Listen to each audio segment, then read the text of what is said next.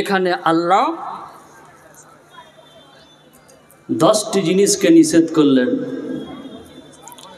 আল্লাহ নবীকে বলছেন, হে নবী, আপনি পড়ে শুনিয়ে দিন, আপনি তেলাওয়াত করে শুনিয়ে দিন। আল্লাহর নবী আজকের দিনে 2025 সালে যদি বেঁচে থাকতেন, আল্লাহর নবীকে দাওয়াত দিতে হতো না, 2 মাস 6 মাস আগে ডেট নিতে হতো না। নবী সাহেব নিজে এসে ভবানীপুর স্টেজে কোরআন খুলে খুলে বলে দিতেন যে এগুলি আল্লাহ নিষেধ করেছে। সূরা আনআমকে তেলাওয়াত করে শুনিয়ে দিতেন, এই সমস্ত বিষয় থেকে তোমরা নিজেকে বাঁচিয়ে রাখবে বলতেন। পৃথিবীর সব থেকে দামি মানুষ। ওসিয়ত নামাগুলি কি? বিসমিল্লাহির রহমানির রহিম। কুল তাআলাউ আতলু মা হাররামা রাব্বুকুম আলাইকুম আল্লা তুশরিকু বিহি শাইয়্যা। হে নবী, তুমি বলে দাও, উম্মতদেরকে তেলাওয়াত করে শুনিয়ে দাও, তারা যেন জীবনে কোনো দিন আল্লাহর সঙ্গে অন্য কাউকে অংশীদার না বানায়। এটা ছিল 1 নম্বর ওসিয়ত। তারা যেন আল্লাহর সঙ্গে অন্যকে অংশ না বানায়। কারণ যদি শিরক করে আমল বরবাদ, শিরক করলে জান্নাত হারাম, জাহান্নাম তার ঠিকানা। শিরকের গুনাহ আল্লাহ মাফ করবেন না। সব কোরআনের আয়াত আছে। ওয়ালাকাদ উহিয়া ইলাইকা ওয়া ইলাল্লাযিনা মিন ক্বাবলিকা লাইন আশরাকতা লাইহবাতান্না আমালুকা ওয়া লাতাকুনান্না মিনাল খাসিরিন। আল্লাহ নবীকে বলছেন, নবী হে, আপনাকে আদেশ করা হচ্ছে যা আপনার পূর্ববর্তী নবীদেরকেও আদেশ করা হয়েছিল।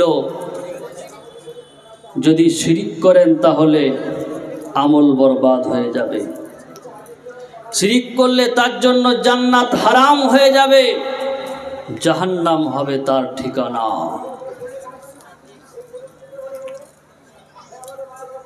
মানুষ শিরক করে কেন? মানুষ আল্লাহর সঙ্গে অন্যকে অংশ বানায় কেন? কোনো মানুষ, কোনো বিজনেসম্যান, কোনো ব্যবসায়িক যদি মনে করে যে আমি ব্যবসা করব, তো 3টি অভাবের কারণে ব্যবসায় পার্টনারশিপ খোঁজে, সঙ্গী খোঁজে। 1, পুঁজির অভাব। 2, দক্ষতার অভাব। 3, বয়সজনিত কারণে। তাহলে যারা শিরক করে তারা আল্লাহকে এই 3টি দুর্বলতা প্রয়োগ করে আল্লাহর সঙ্গে। হয় আল্লাহর পুঁজি শেষ, নাউজুবিল্লাহ, না হয় বয়সজনিত কারণে, না হয় দক্ষতার অভাব। যদি তা না হয় তাহলে শিরক করলে জান্নাত যাওয়ার কোনো রাস্তা নাই, একদম বন্ধ।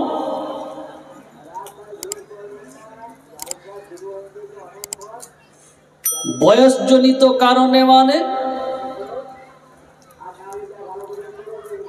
আল্লাহর কি এমন যে বয়সটা আপনার 140-20 হয়ে গেছে? এমন তো নয়, নাউজুবিল্লাহ।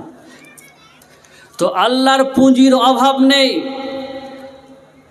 তারপর দক্ষতার অভাব নেই, শুধু নবুয়তের ইলম ছাড়া সারা পৃথিবীর মানুষকে আল্লাহ সামান্যতম জ্ঞান দিয়েছে, সামান্যতম, সামান্য। যারা শিরক করে, তারা আল্লাহর সঙ্গে অন্য কিছুকে যারা অংশীদার স্থাপন করে, তাদের থাকার জায়গা হচ্ছে জাহান্নাম।